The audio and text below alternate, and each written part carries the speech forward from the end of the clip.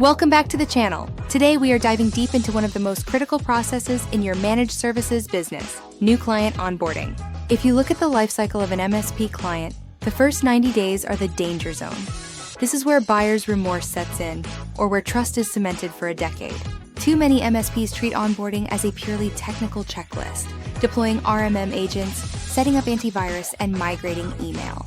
But at Ridgeview Advisors, we know that onboarding isn't just a technical project. It is your first major delivery of operational excellence. It is the moment you prove that the sales pitch wasn't just smoke and mirrors. We are going to walk through a best practice framework designed to align expectations, define your service catalog, and transition smoothly into delivery operations and long-term account management.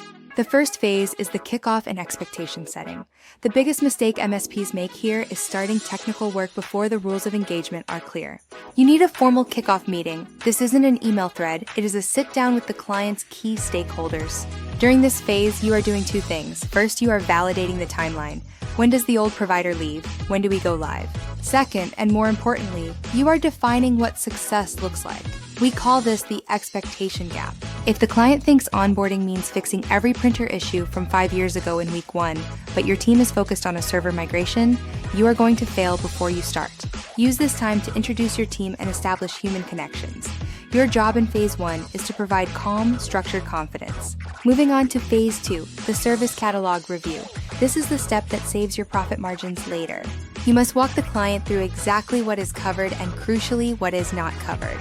Review your standard operating procedures with them. How do they submit a ticket? What constitutes an emergency versus a standard request? If you don't teach them how to be a good client now, they will create their own bad habits, like texting your technicians on their personal cell phones or expecting free project work. This is also where you audit the environment against your standards. If you are taking over a network that is a mess, document it.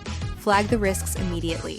If you don't document the pre-existing issues during onboarding, they become your issues the moment you send the first invoice. Phase 3 is the transition to service operations.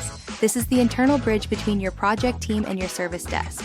In many MSPs, this is where the ball gets dropped. The project team does a great job setting things up, but they keep all the knowledge in their heads. Then, the client calls the help desk on day 1 of live service, and the technician asks, "Who are you again?" That is a relationship killer. Best practice requires a formal transition to support meeting. Ensure all documentation, passwords, network maps, vendor contacts is entered into your documentation platform before the project is marked complete. Your service desk needs to know the VIPs, the quirky line of business applications, and the unique pain points of this client before they pick up the phone. Now we move to phase 4, the 30-day governance and billing review. This typically happens 30 days post-go live, and it is a critical pivot point. Do not just email the first invoice. You need to meet with the client to review that first invoice line by line. Explain the prorations, explain the license counts, and ensure they understand exactly what they are paying for. Confusion on the first bill creates immediate distrust. In this same meeting, review the first 30 days of service reports. Show them the tickets closed, the patches applied, and the security score improvements. You are using data to validate their buying decision. Finally, we have the extended onboarding phase, days 31 through 90. Onboarding does not stop just because the technical project is done. From day 31 to day 90, your account manager takes the lead. We recommend a scheduled check-in every 2 weeks during this window.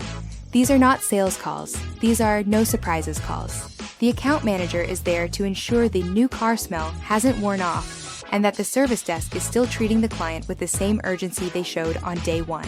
These bi-weekly touchpoints catch small frustrations before they turn into churn events. Client onboarding is the foundation of your recurring revenue.